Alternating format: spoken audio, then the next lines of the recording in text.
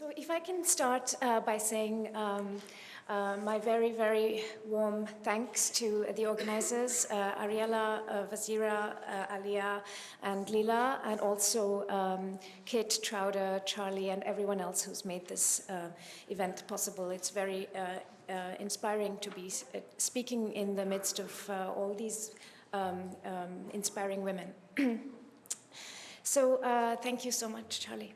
So somehow all those months ago, when I was asked for my concept, I, of course, thought in my childlike, frightened way, frightened of concepts and frightened of the political, that elephant would spare me from actually having to present a concept or present a paper.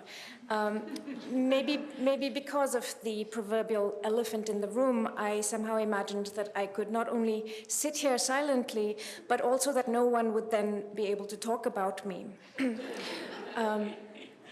It is not so, and also I found out that the elephant was actually the most conceptual, the most formidably conceptual and most formidably political thing I could have chosen, and which, besides, it is very difficult to fit into a paper. So I'm just going to start.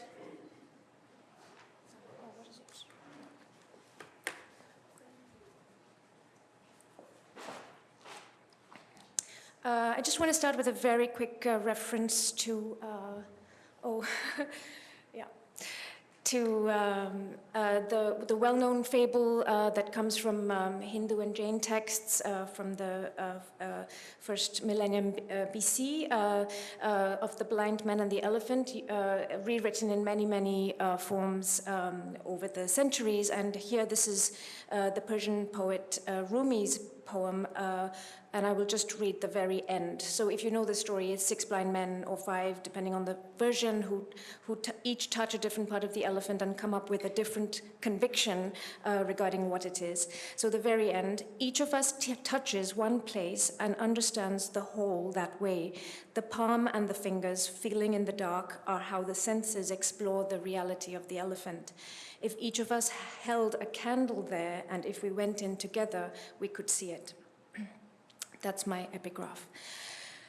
A controversy erupted in 2017 when the US Fish and Wildlife Service announced that it was lifting the Obama-era blanket ban on importing elephant parts from Zambia and Zimbabwe, in view of the claim that the hefty fees hunters pay to kill elephants sustains conservation in these countries. When the announcement met with harsh criticism, the president tweeted that the decision was being put on hold until such time as he reviewed all conservation facts. In spite of his close association with the NRA, and even while his 2 sons are avid big game trophy hunters, the president himself, it turns out, loves elephants. 2 days later, he tweeted that he would announce his decision the following week, but that he would be very hard-pressed to change his mind that this horror show, I quote, that this horror show in any way helps conservation of elephants or any other animal. No further announcement followed. Then, in an interview with a conservative British TV host, Trump said that he had overturned the law. I turned that order around, he said. You know, that was an order, I totally turned it around. For several months following this statement, there was no official confirmation of this overturning, leaving uncertain the status of the ban on elephant parts from Zambia and Zimbabwe. It should be noted that the US boasts one of the biggest domestic markets for ivory and ivory products, and that the global market for ivory and ivory products costs the lives of 30,000 elephants every year. Eventually, which is to say in March 2018, the Fish and Wildlife Service reversed course and decided to evaluate all applications to import elephant trophies from all countries on a case-by-case basis. Since then, however, no permits have been issued for reasons that are unclear and probably not particularly good. As for me, I've been struck by the altogether uncertain status of elephants in the age of 24/7 news cycle, and social media, not to say the veritable limbo in which they found themselves for those 4 months between Trump's promise and the official confirmation. Now you see them, now you don't. First you're killing them, then you're banning the killing of them, then you're overturning the banning of the killing of them, but still accepting applications that directly undercut the overturning of the banning of the killing of them. What fate might the next bill or the next tweet spell for elephants? And so this mighty animal, the largest living land mammal, flickers from one moment to the next, hovers on the threshold between being there and not being there, somehow at one and the same time both real enough to poach to extinction and not real enough to save. This spectrality, in turn, masks a sinister arithmetic. Today there are just 350,000 African savanna elephants, down from 490,000, that is by 30% in 1 decade. During this time, they have been dying at the rate of 1 elephant approximately every 15 minutes. This is specifically dying for their ivory.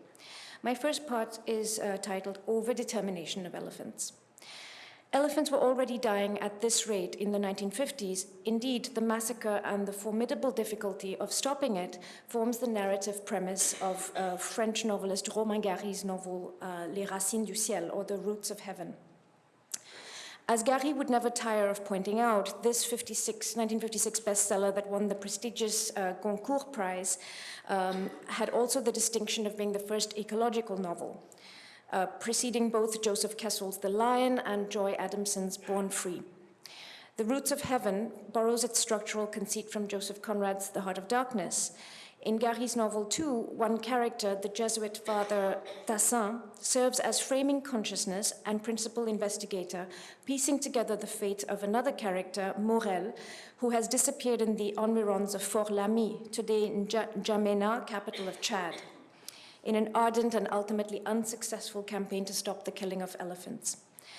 Most of the novel is composed then of recollections, testimonies, conjecturings collected by this Father Tassin from characters based in and around Fort Lamy and whose lives and thoughts were all in some way touched by the riddle of Morel, the protector of elephants. For example, in the whole first section of the novel, Father Fassin listens to the administrator Saint-Denis as he recounts a conversation he had had with Mina, who in turn had recounted to him a one-time conversation she had had with Morel, in which he, Morel, had told her about his determination to protect elephants. There are countless instances of this in the novel, as stories are heard and then told again and then again, with each person adding their own understanding, their judgment, their affective and interpretive marks, so that the few instances of Morel's own speech would strictly need to be signaled by triple or quadruple quotation marks. And in his speech, he's almost always talking about elephants. Indeed, this structure of multiple embedding is what produces the novel, impelled ever further by a desire animating all the involved characters to know and to add. Important consequences follow for elephants. Notably, Morel's mission to protect elephants is a narrative itself so multiply recounted and reframed that there can be no ascribing of a stable meaning to it, meaning or value to it. A central hermeneutic anxiety regarding what it might mean to defend elephants provokes an overdetermination of ascribed motives and willful readings, so that nothing, not even Morel's own insistence that his concern is with the fate of elephants and real elephants, can ensure that they do not stand in fact or in turn for something else.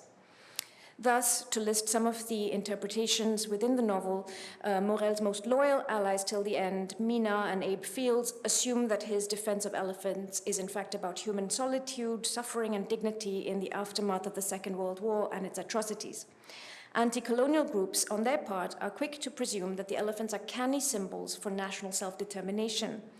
Many villagers, accordingly or ironically, hope that Morel's campaign will help them reclaim a temporarily suspended right to hunt elephants for food. In the most extreme instance of a disappointed investment in elephants, Waitari, the formidable leader of a Marxist-inflected pro-independence movement, while happy to profit a while from an association with Morel's campaign, is driven towards the end of the novel to plot a ruthless massacre of a herd of starved and desperate elephants, driven by a historic drought to migrate towards the last lakes. His motive, killing elephants, will make clear that he and his men are fighting for something much larger. In other words, that the elephants, which in reality are anachronistic, cumbersome, primitive, mattered only as a symbol in the first place. Finally, as the French authorities release careful reports on the agitations provoked by Morel in their African colonies, the press and international community suspect in turn that the elephant is a red herring. The press, I'm not talking about that. The press was accusing the government of having invented Morel from scratch to cover up serious political disorder. And the whole world was making fun of the naivete of France, which thought the world capable in this age of believing in elephants. Where we are a mere step away, so here we are a mere step away from the allegation that France would have somehow invented elephants. Thus, even while hunting and the severe drought begin to force the novel's elephants into fatal visibility, they recede ever more abyssally in perspectives that seem unable to take them seriously. Often seen on the horizon, their presence inferred from their distant rumblings and trumpetings, they seem to disappear in the fault lines of the discursive labor that thickens around them. Interestingly, and even while Gary drew much of the context of his novel from legal documentation pertaining to hunting regulations in France's African colonies that he had encountered as a member of the French delegation to the United Nations, where he was posted in the early 1950s, we learn next to nothing about elephants in this long book about elephants. At the same time, the elephant, as a sort of enigma, preoccupies all levels of the narrative, so that the novel itself, doomed to mirror and amplify the plight of the protagonist, is haunted by the difficulty of protecting elephants, that is, of protecting them from conceptual saturation, from meaning everything and nothing. In a sense, the problem is resolved or protected from resolution by a double feint. On the one hand, Morel admits that he is not averse to people believing that his elephants are symbolic if it will lead them in a kind of afterthought to protect them in the wild.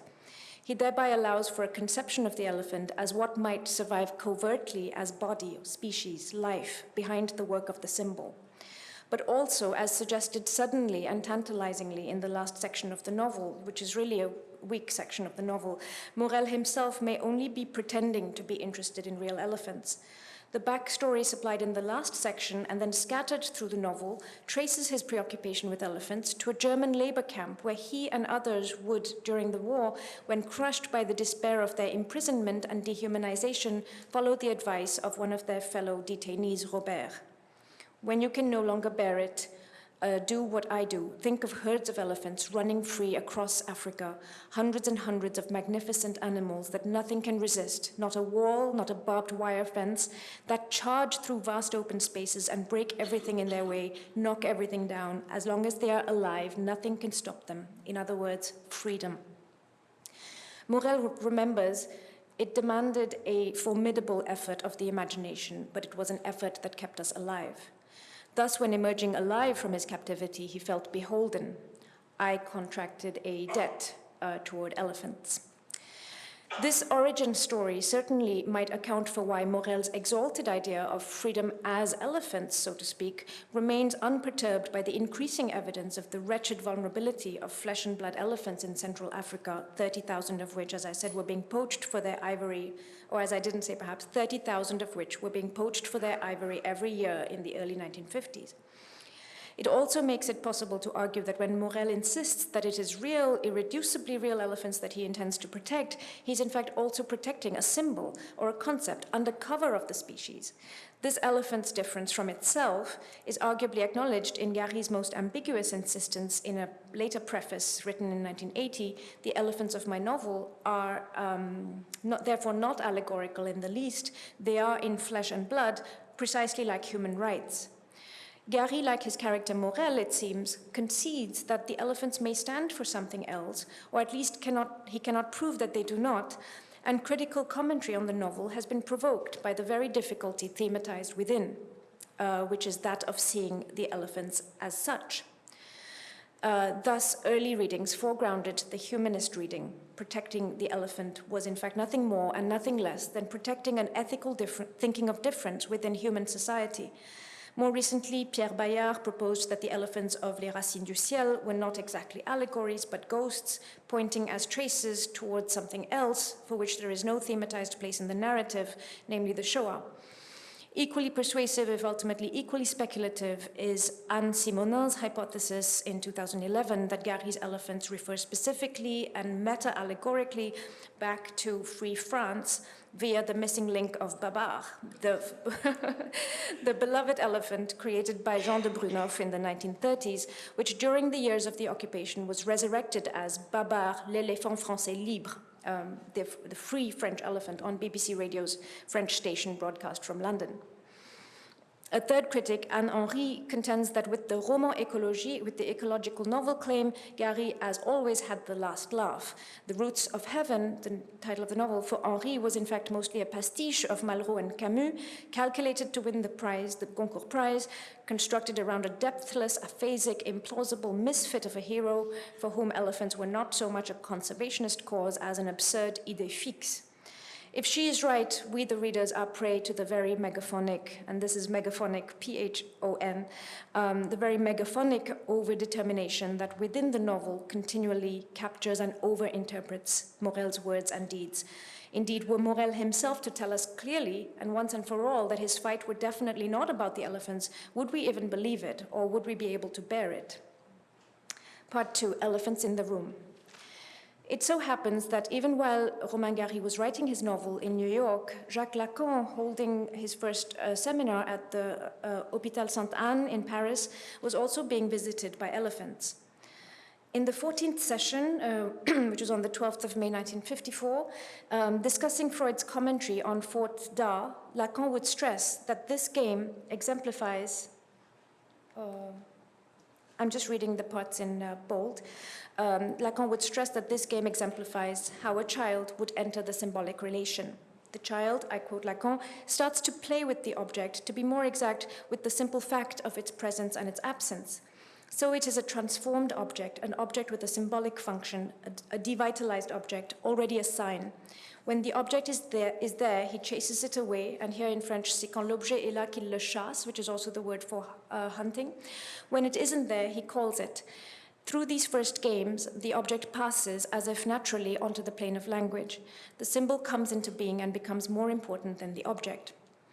Lacan, showing some impatience at this point at the slowness of his audience to assimilate this first principle about linguistic mediation, this is that line, if you can't get it into your heads, the second half of the quote here would at this point reach for a striking analogy.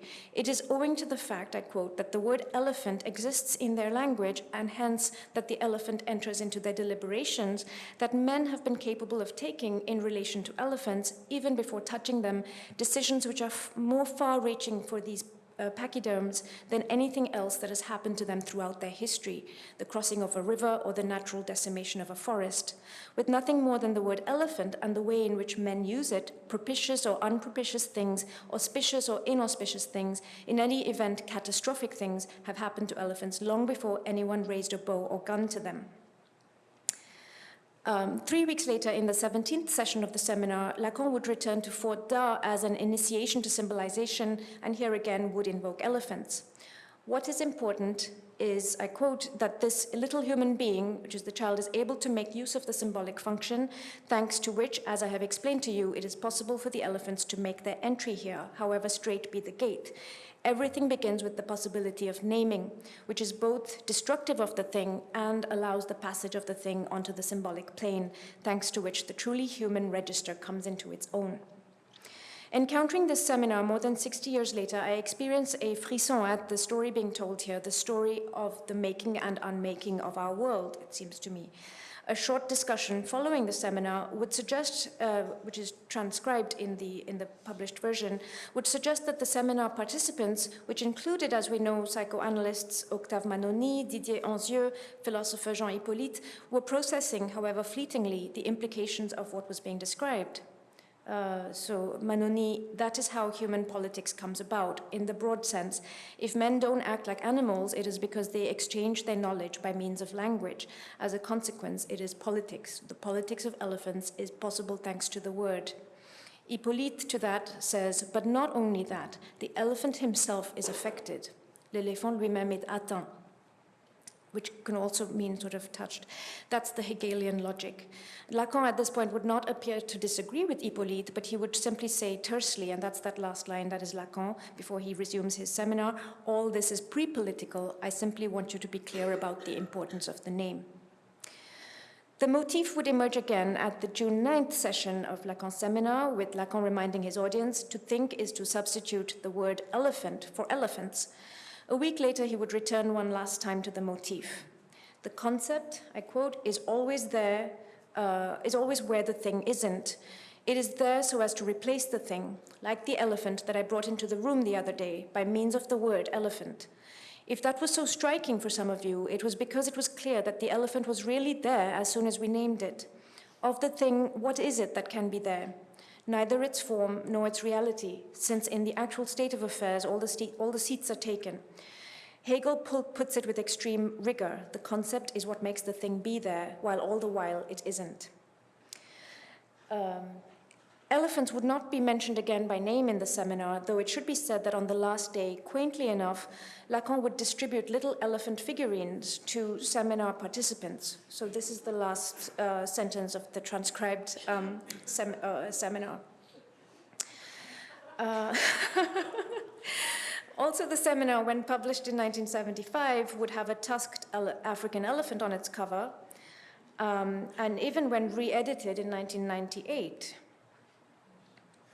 So evidently, the elephant had enabled Lacan to get across most vividly his main and decidedly Hegelian thesis about linguistic mediation.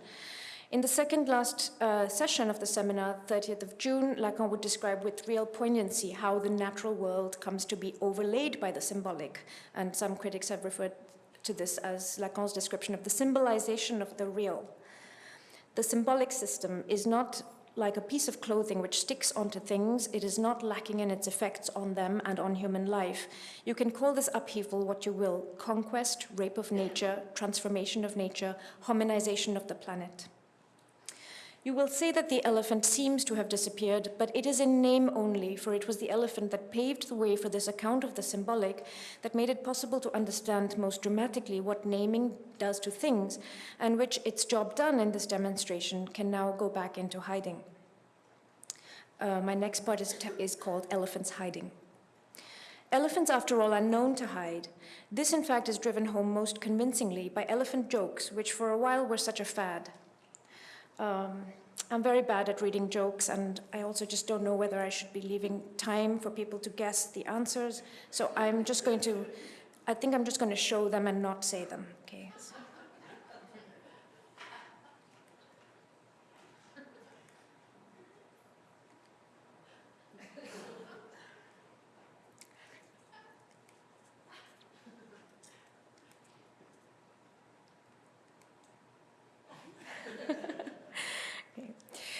Clearly, elephants are tricky, deceptive, alternately sticky or elusive things. Not only do they merge uncannily with their surroundings, they also keep turning into other things, and that is when they're not remaining tautologically themselves or turning out not to have been there at all. Okay, what's gray and has 4 legs and a trunk? A mouse going on vacation. What has 2 trunks, 4 eyes, 8 legs, and 2 tails? 2 elephants. What does an elephant have that no other animal has? Baby elephants, and so on. Where do you find elephants? It depends on where you lost them. What's large and gray and goes around and around in circles? An elephant stuck in a revolving door. What's gray, yellow, gray, yellow, gray, yellow, gray, yellow? An elephant rolling down a hill with a daisy in its mouth. Why are elephants large, gray, and wrinkled? Sorry, what's as big as an elephant but doesn't weigh anything? An elephant's shadow. Why did the elephant cross the road? It was the chicken's day off. And why are elephants large, gray, and wrinkled? If they were small, round, and white, they'd be aspirins. A useful study by Elliot Oring in a book titled Jokes and Their Relations, published in 1992, identifies certain recurring patterns in elephant jokes, whose craze reached its peak apparently in 1963. They present incongruities which can be resolved only by resorting to an absurd image or confusing figure and ground. Their humor derives often from the fact that to even begin to think of an answer to the question, for example, why do elephants paint their toenails red, is to already accept absurd logical grounds. These jokes tend to be told in sets or series so as to establish expectations that would just as soon be violated. So they're told in volleys. This means that the rules of the game are in constant flux, and also that the boundaries of the text, as it were, are vague, the information appearing in one joke becoming the premise of subsequent texts. In terms of social history, Oring notes that these jokes, whose only set rule was that they constantly violated rules and categories, coincided with the emergence of a counterculture that repudiated traditional authority and questioned the certainty of knowledge. Disestablishment, he writes, was the purpose of both. But he cites also on the darker side an earlier study by Roger Abraham and Alan Dundes that contended that these jokes were in fact ethnically charged, that they gave expression to white liberal middle class fears and fantasies about the civil rights movement and the entry of blacks into white society. While I was initially reluctant, like Oring is himself, to pay too much heed to this hypothesis, perhaps precisely because in it the elephant doubly disappears, upon further reflection, I wonder whether what the elephant joke does is not to precisely illustrate the double bind that racist interpolation can follow. The joke is funny either because the elephant is essentially and irreducibly an elephant, whatever it does, however hard it tries to hide, or because it is defined solely by its context and its elephantness, and still ignored, which creates its own absurdity because an elephant in any context is difficult to ignore. But then isn't this a description not only of racism, but more generally of the essential irony or the essential functioning of the symbolic vis-à-vis material bodies? Words can make things appear and disappear. They can put them in strange places. They can turn them into something else, name them only in part, insist on calling them by the wrong name, or refuse to name them at all. Such jokes appear increasingly, to me anyway, as languages or societies, or let's be Lacanian and say the symbolics, uneasy consciousness of the reality of the bodies with which it plays and which it pretends, because it is only language, not to affect. Or perhaps only pretends to pretend not to affect. Well, are you saying that I'm running out of time? Okay. Yeah, I told you, it's the elephant. It's impossible. How many minutes left? 3, okay.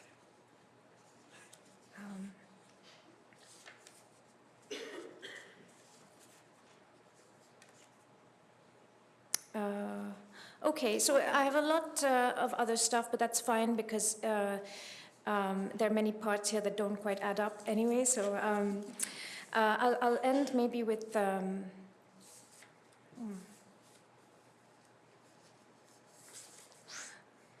I'm probably going to spend the next 3 minutes panicking in silence.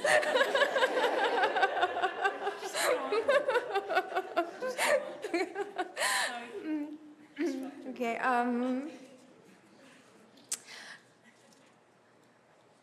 Okay, so I'm told that Lacan's invocation of elephants in that seminar is famous, and this last concluding part is called Charismatic Megafauna. And of course, I can hardly be the one to have discovered the elephant in Lacan, since it is not just on one of his book covers, but on 2. But still, I have found few discussions of it, and one of these is a poignant few lines in a book by the French educator and outsider thinker Fernand de Ligny, who may well have attended parts of the seminar in question. Oh, all sorts of jokes, okay. And this is Fernand de Ligny. What if the real, that by which we are real, elephants, but entirely without our knowledge, were not the terrible chaos that functions as a threat?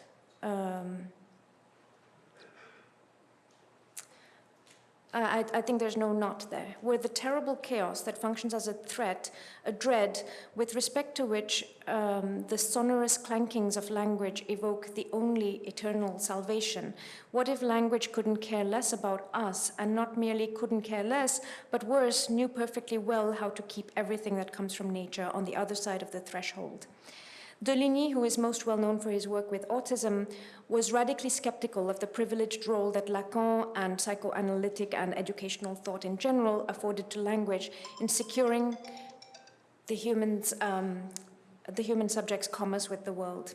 It is his sensitivity to the uncaring of language that leads him in these lines, devastatingly, to align us, or more precisely, to align those banished or devitalized by language with the elephants. And I'm just going to skip to the very last part. And so, yeah, I end up talking about the sort of conceptual different between the elephant mania in the West, the sort of adoration of elephants in the West, and the human-elephant conflict, as it is called in Africa and Asia.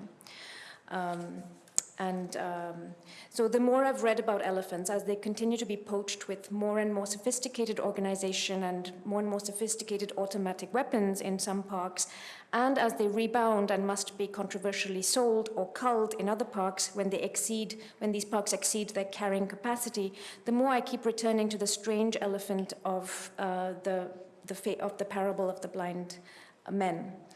If each of us held a candle there and if we went in together, would we see it? To paraphrase Rumi. Do we know what an elephant is, or are we like the blind men in the parable? Do we remember that an adult elephant needs 300 pounds of food and 200 liters of water every day? That it can cover a range of 2,000 and even 3,000 square miles in the course of a year, and that its prodigious memory is likely related to the fact that it must historically remember far-flung sources of water, sometimes buried deep under dry riverbeds in order to find them again when the drought comes? Do we remember that those low-frequency rumblings called infrasounds allow elephants to communicate with other herds more than 10 miles away to warn them of danger? Do we remember that they remember? Do we know how to make room for the elephant? And do we know what we ask of others when we ask them to? Do the symbolizers of the real know what they save any more than they knew what they almost exterminated at the end of the 19th century? And I'll just end with this really troubling quote from a book written in 1889. These are all the things you missed. Okay. Henry Drummond in 1889. The sooner the last elephant falls, and this is because there were many humanists and anti-colonial thinkers at the time who were actually starting to think that the elephant was the problem. The sooner the last elephant falls before the hunter's bullet, the better for Africa. Ivory introduces into the country an abnormal state of things. Upon this one article is set so enormous a premium that no other among African products secures the slightest general attention, nor will almost anyone in the interior condescend to tuft the normal wealth, nor develop the legitimate industries of the country, so long as a tusk remains. The elephant has done much for Africa. The best he can do now is disappear forever. And this is almost 130 years ago. Thank you.